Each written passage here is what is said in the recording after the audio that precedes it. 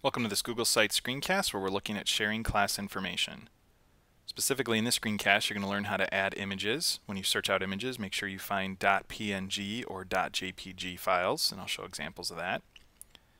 And some quick things to review here. When you add images, it's best, if possible, to take or create the image yourself. In this world of everybody having a phone that is allowed to take pictures, if you can take a picture of your own and add it to your site, that's the best way possible to avoid any copyright issues.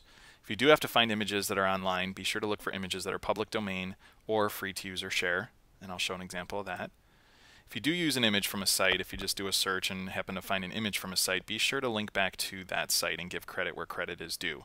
For education, because you're building this as a faculty site, fair use does apply, which means you could search and find an image, put it on your site, and you're using that under education fair use guidelines. Best to always cite where possible. So let's take a look. So here I am working on my site, and I want to put a picture right here. So let's look at me creating a picture myself. I have a PowerPoint or a Google presentation open. I do this a lot where I find an image that is a public domain image. So this was a little speech bubble that someone created and put on a public domain site that I go to frequently. And I took it, brought it in, and I just added some word art over it. So this is an example of me creating a picture for myself that I want to use. I'm going to take a screenshot of this. So I do that on the Mac very easily. If you're on a Windows machine, you might have to search out how to do that. So I take a picture. You could use a program like Photoshop or any other graphic programs that allow you to easily add text and save an image.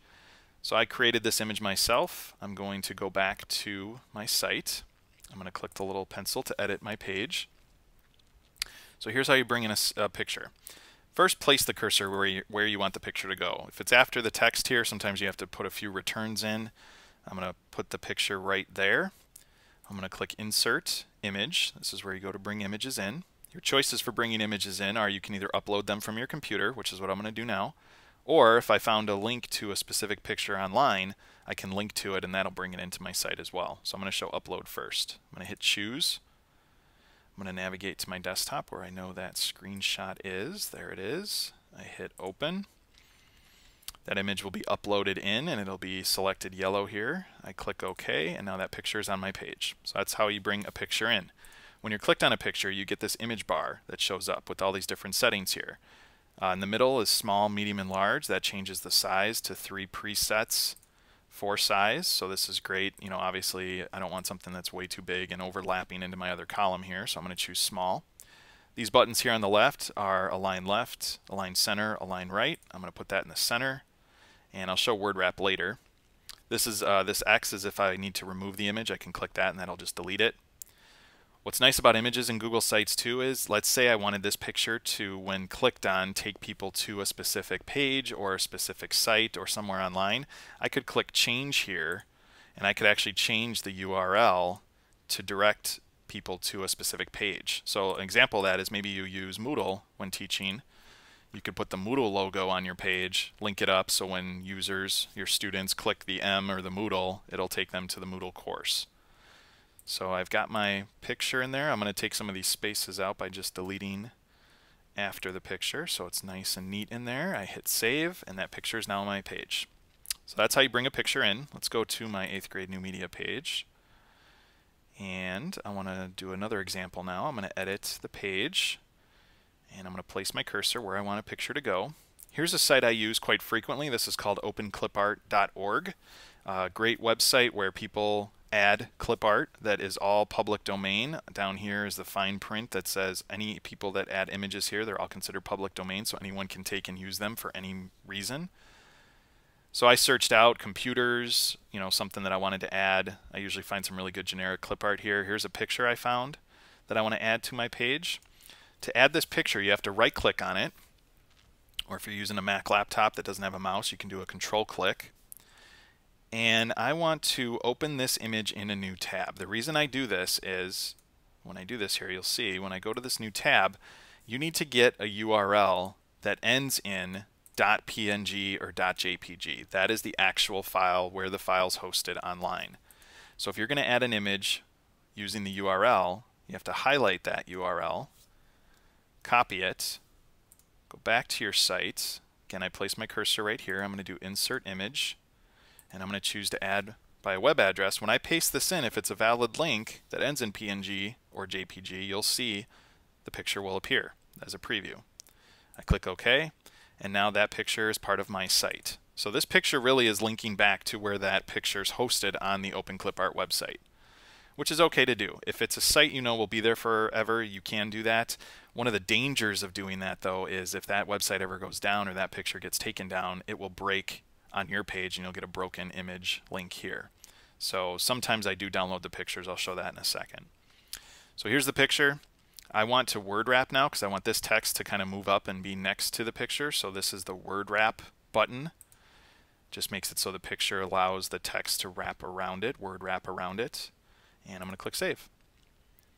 So there's an example of adding a picture. That's a very big picture. Let's go back. Let's see if we can make that a little smaller here. Click on this, choose small. That's a little bit better.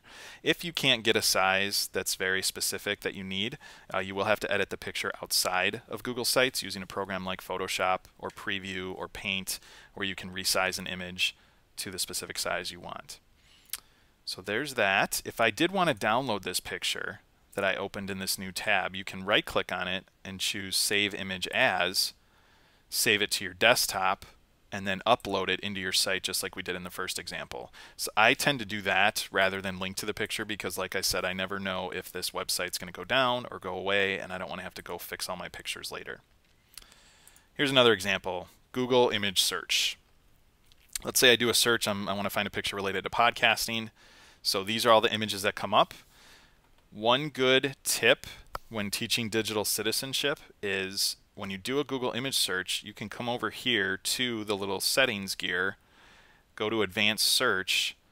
On advanced search, your topic is still listed there. And you can go down to the bottom where it says usage rights, and there are different choices here. One of them is free to use or share. If I choose free to use or share and I hit advanced search, this filters, and now images that come up are images that were put online by others that said anyone can take and use this, use it on your website, whatever you need to do. So now these images, if I click on one as an example here, let's say this goes along perfectly with what I want to do for my podcasting image. Here's the image. I can go to view original image, and that looks like it's going to be a big image here. So here's the original image. Again, it ends in .jpg. I could download it and then upload it into my site. I could copy the link, bring it over, edit my page. Let's just throw this on here just as an example here. Oops. Throw a few returns in to get my cursor where I want the picture to go. Insert image. We'll do URL here. Paste. Looks like it worked because the preview came up. Hit OK. Wow, that is huge. So I'm definitely going to choose small for that. And that actually got down to a fairly decent size. So those are some ways to bring images in. If it is an image that you do have to cite and give credit to, I tend to do very tiny text right below it, image credit, and I'll make it, you know, the smallest font possible, and I'll link up back to whatever website that was that I got the image from. And you can get that by going back to the image, and here's the domain that I got it from. So I might just put well, actually, for this one, I probably copy the whole thing because it looks like it's buried in a larger site. So those are some ways to bring pictures in. Hopefully that helps, and thanks for watching.